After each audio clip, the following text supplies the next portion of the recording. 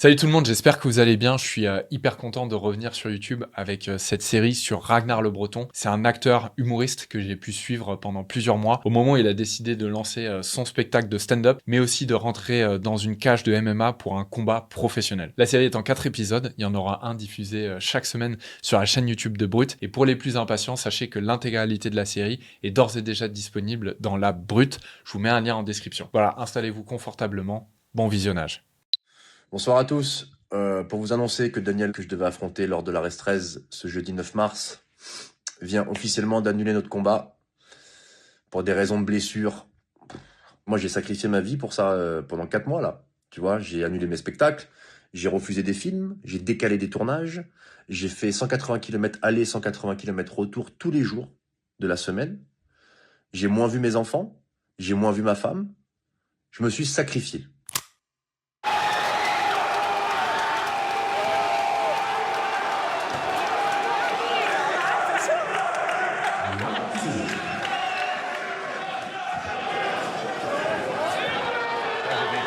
Allez Ahmed.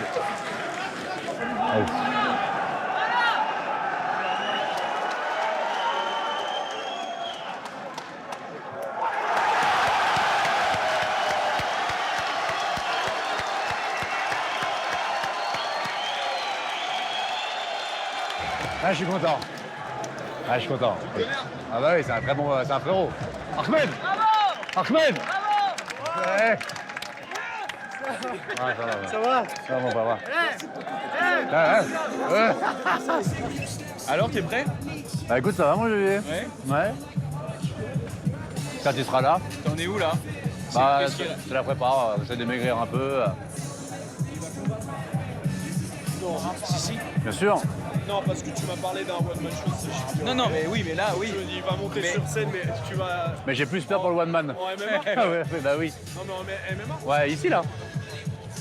Dans cette organisation-là, ouais. Putain, chambé. Bah, chambé, je te dirai après, hein.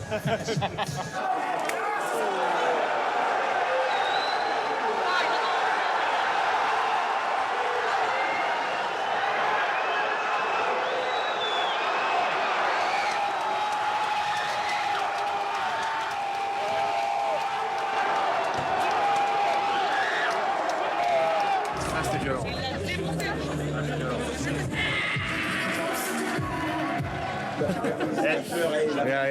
Regarde le playboy, attention. Hop là. Non, je peux pas le taper, il a une image. Je peux pas le taper malheureusement, il a une image. Je verrai. Vas-y, montre-nous. Ah, j'ai appris à danser. Allez, avance. Je vais te le marbrer, lui. Ah, je vais le prendre, le Gann, mais en Pourquoi Ragnar veut rentrer dans la cage? Je pense que c'est pour ça que t'es là. Peut-être pour y répondre. En tout cas, moi, j'en ai aucune idée. C'est horrible ce sport de merde, quoi. Je ressens des trucs, j'ai envie de crever. Je vais me doper, hein. Ouais, je te le dis. Hein. Là, dans un mois, tu me reconnais plus. J'ai un menton, c'est rampe de skate. Hein. C'est la première fois en France où il y a quelqu'un, une véritable personnalité bien installée, qui rentre dans la cage pour un vrai combat. Il a beaucoup à perdre. Il a une carrière de comédien. Et là, il va se retrouver à se prendre une branlée devant toute la France. Tocard fini, quoi. Il y a des années-lumière de tous les mecs qui s'entraînent aujourd'hui et qui combattent à Arès. C'est dangereux. Tu peux te prendre des KO monstrueux puis avoir des séquelles à vie. C'est pas un jeu, quoi. Violence, héros. Là, il va affronter un poids lourd. Il a des balles de fusil dans les bras. Il envoie une frappe, c'est mort, c'est fini, tu dors. Il y a des trucs qui me donnent des frissons des fois quand je regarde des combats, quand les mecs ils sont hors d'eux, ils sortent d'eux, ils sont en état second, tu vois. Et j'ai envie de le ressentir, ça. Ragnar, il n'a pas besoin de combattre. Le gars, c'est ses tripes, il a envie de prouver qu'il peut le faire. J'ai envie de le faire, donc je le ferai. Toutes ces difficultés qu'il a eues dans son enfance, son adolescence et tout, je pense que c'est ça qui lui a donné de la force de devenir qui il est aujourd'hui. J'ai besoin de me prouver des choses aussi, peut-être. Je pense que ça va être une thérapie pour moi.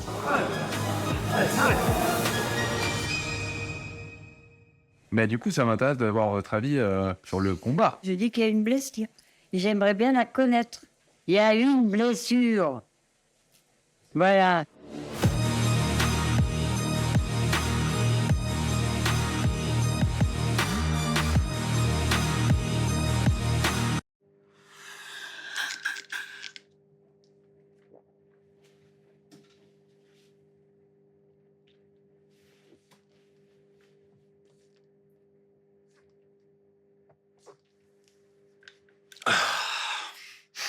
toxico un peu, hein.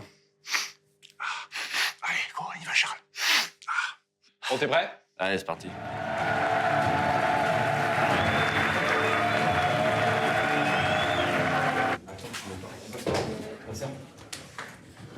Ok, mon frangin. Allez, bisous. Allez, force honneur, comme on dit. Ouais. Bonsoir, copain. Pas de téléphone, pas de vidéo, je vous encule. Faites un maximum de bruit pour Ragnar le Breton.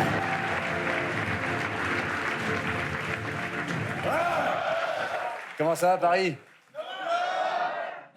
Avant de commencer le spectacle, je précise quelque chose de très important. C'est un rôle que je joue, hein.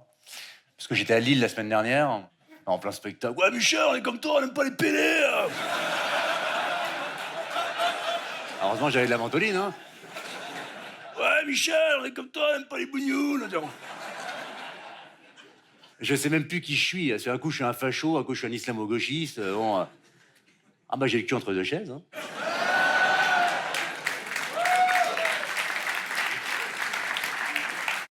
C'est bon pour vous? On y va? Bah, écoute, moi je suis producteur de cinéma et je préparais un film et je cherchais un converti bien chaud, qui fasse un peu flipper tout le monde. Et on me dit, dans Paris, on me dit « Ah, mais il y a un grand blond qu'on a vu, il a fait un peu de théâtre, mais c'est une grosse baraque, il peut faire l'affaire. » Bon, Radim, ça va pas se passer comme ça. T'as raison, petit. Ils nous gonflent ces musulmans avec leur mosquée, là. Qu'est-ce que t'as dit, toi, Belzébuth? J'ai pas compris à compter, là. C'est-à-dire qu'il me fallait un mec impressionnant physiquement, mais qu'en même temps, qui ait ce petit truc, cette petite vis comica qui fait que putain, tu le prends pas au sérieux, il est en même temps, il est effrayant et ridicule. Je dis fuck, il est impressionnant, il joue bien, et même quand il s'énerve, ça reste drôle. De toute façon, Paris, ça crame. Il y a que des koufars. Wallah. Kafar, hein. Kafar. Koufar.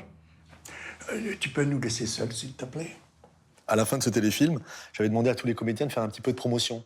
Et puis Ragnar fait sa petite vidéo. Salam alaikum. Peut-être un peu appuyé, je vous l'accorde. Et là, il fait 300 000 vues. C'est une comédie, mais pas que. Ça veut dire ils vont voir que les musulmans peuvent rigoler, peuvent pleurer, peuvent être solidaires, ils peuvent douter, ils peuvent se disputer. Incroyable, ce sont des êtres humains. Et je lui dis, Ragnar, faut que tu te lances sur les réseaux, là, il y a un couloir à prendre, là, tu vois. Et puis ce salaud, sans rien dire, il débarque 2 semaines après, il dit, ça y est, j'ai mon compte Insta, je regarde. Ragnar le Breton, un nom à la con. Alors, comment ça marche, ce truc-là? Salut, la Insta Family. Ragnar le Breton, ouais, ça m'a plu, je trouvais ça délire. Ok.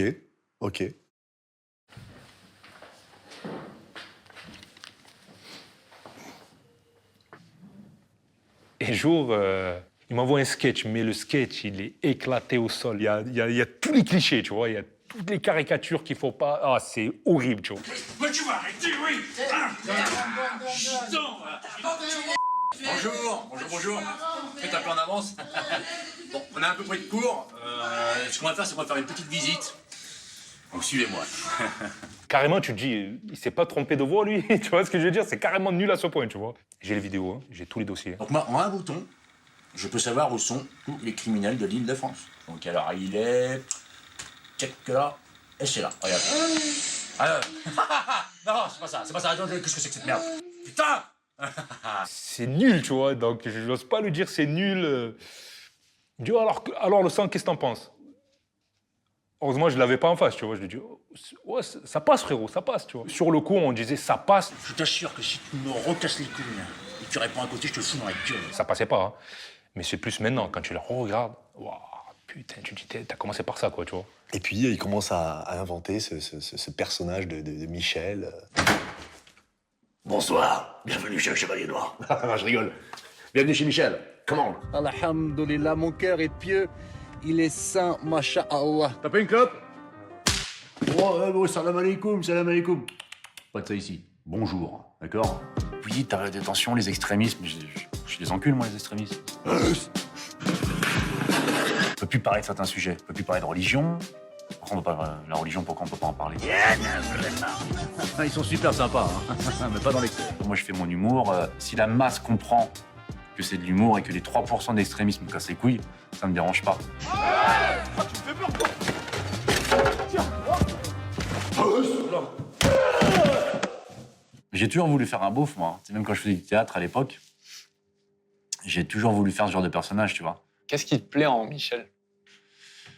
Son côté franc-parler. Vous faites trop de bruit, les jeunes. Sa maladresse. Je me mets sur une place handicapée, t'es avec moi. Sa violence aussi, il peut être un peu violent. Là, tu t'incarnes. Mais à la finale, quand même, c'est pas quelqu'un de mauvais. On n'est pas à voir Zazat, tu baisses la musique. C'est un mec un peu à l'ancienne, tu vois, comme on a tous connu. Tu peux voir dans certaines provinces françaises qui a un franc-parler, qui est un peu hors du temps, quoi, tu vois. C'est ça que j'aime bien. Ça va, Thomas? Tu vas bien? Ça va, Pierrot? Bonjour. Alors, Ça va? comment qui va, Pierrot? D'accord.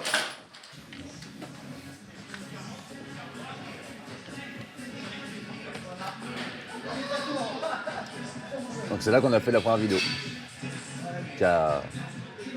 Là, ici, là. Avec tes copains, après un entraînement, tu vois. C'était cool, tu vois. Allez Thomas, let's go, comment on a... Ouais, bébé, yeah.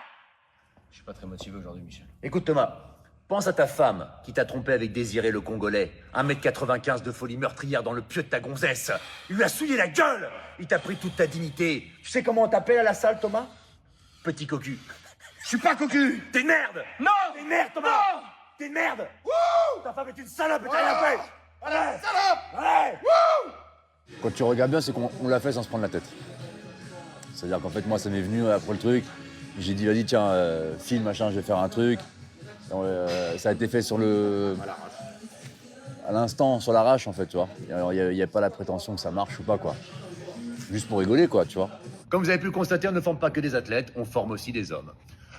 Qu'est-ce qui te plaît dans cette salle? Là, ici, c'est qu'il n'y a que des cons. Il n'y a que des mecs complètement cons. Et ça rigole, tu vois. C'est bon délire. Tu peux parler de sujets de société, tu peux parler de couple, tu peux parler de sport, d'amour, de discussion de copains, tu vois. C'est ça une salle de sport. C'est pas que des bourrins qui poussent. Bon, il y en a, comme des ânes qui sont complètement gonflés à la testo, il y en a beaucoup, tu vois. Oui. Mais sociétalement parlant, ça raconte pas mal de choses ici, tu vois. Va chercher un âne. Tu peux pas abandonner un âne. Il se débrouille toujours pour trouver un mec qui va prendre une tarte dans la gueule. C'est vrai. J'ai dit, t'as pas un mec qui va prendre une tarte? Il me dit, si, j'ai. Je suis dessus. Il me dit, je suis dessus. Alan. Donc il m'a ramené Alan qui avait 8 grammes d'alcool dans le sang déjà. Il arrivait comme ça. C'est mon recruteur de baf, ouais. Quoi, qu'est-ce que t'as, toi? Bouffon, va, caméraman de merde. Un jour, je suis chez moi, je te jure. Hein. Il m'appelle, ouais, je suis à Monaco, là. Et, viens, on va faire une vidéo. Viens, on va faire une vidéo. Quelle vidéo? Ah ben, tu vas venir, tu vas me mettre une gifle. Qu'est-ce que tu racontes, frère? Regardez, c'est efficace, c'est simple. Mais ton regard, chérie? Chérie d'origine tchétchène, hein, là, ça rigole pas. T'es prêt? Hop là.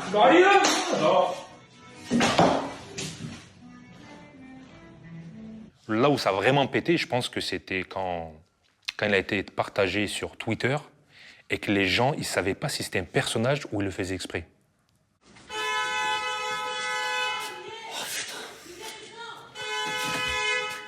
Oh, tu veux pas fermer ta gueule, toi? Vas-y, arrache-toi, c'est pas toi que je parle. Non mais y'en a qui dorment. Oh, tête de bite! Je vais descendre, je vais t'enculer! T'as compris?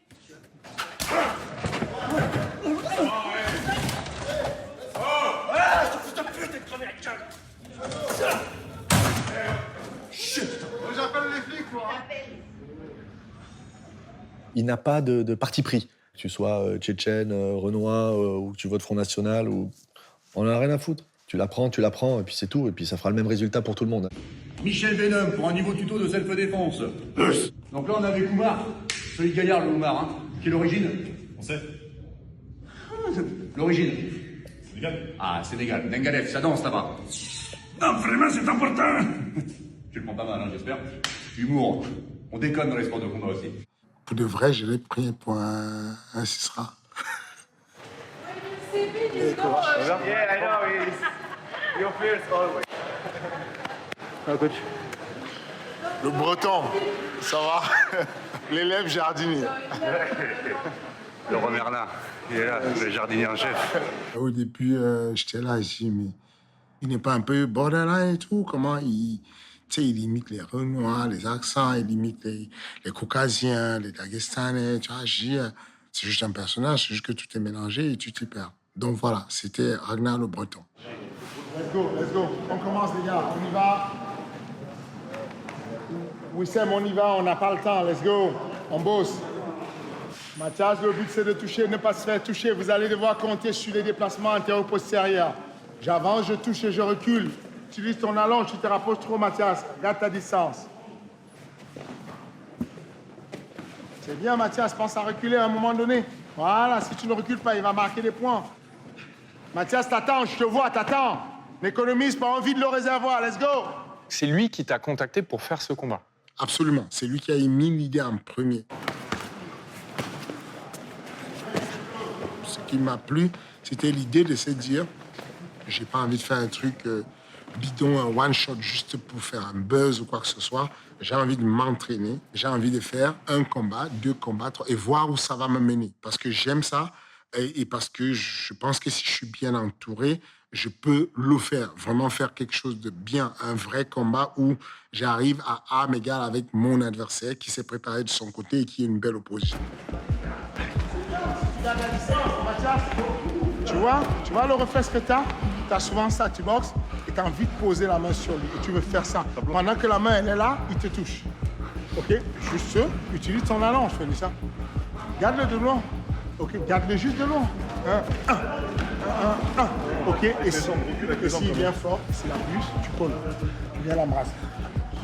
Qu'est-ce qui te pousse à vouloir rentrer dans une cage de MMA pour un combat professionnel? Je pense que c'est un défi personnel pour que je sois en paix aussi avec moi-même sur plein de trucs. Ça va? Ouais, ça va. T'as combien là? 96. Il faut manger, hein. Je prends plus. Ouais. Que tu manges, là, que tu cherches. Il faut qu'on fabrique de la viande, là. Ouais. J'ai maigri, je fais plus muscu, rien. Oui, je sais. T'es archi occupé. Ça va, là. C'est un combat qui va être épais, normalement. Il y aura plus de l'épaisseur que de la dextérité. Tu vas me prendre un bûcheron et tout. Donc, pour mieux que tu aies de la viande, ça va être stylé, tu vois. C'est plus impactant. Moi, je fonctionne comme ça. Je me dis, j'ai envie de le faire, donc je le ferai. J'ai toujours fait ça dans ma vie, moi. Mais j'ai envie de le faire parce que je pense que ça va être une thérapie pour moi. Est-ce que je suis capable de le faire? Je sais pas. Ça se trouve, la veille, je vais me barrer. Voilà, très bien. Je vais partir au Chili dans un 3 étoiles. Et je vais te laisser tout seul à l'hôtel, tu vois, tu sais pas. On y va, là. C'est là la préparation physique. Vous passez à la salle le voir s'entraîner, vous voyez qu'il sait ce qu'il fait, quoi. Enfin, tu lui demandes des frappes rectiliennes, elles sont rectilignes. Tu lui demandes des frappes circulaires, elles sont circulaires. Moi, j'en ai fait plein des bagarres, tu vois. Des trucs tout seul dans des parkings avec des mecs autour et tout, tu vois, quand j'étais plus jeune. On va le préparer. Là, on va l'amener, le transformer, le changer, à s'améliorer pour pouvoir faire un combat professionnel.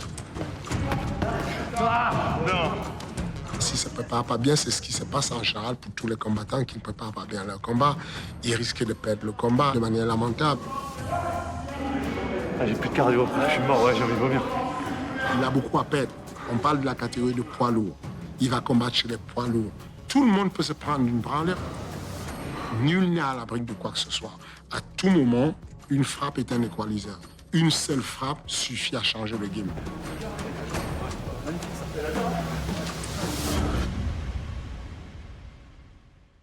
Alors, le fait qu'il veuille rentrer dans la cage, c'est une énorme connerie.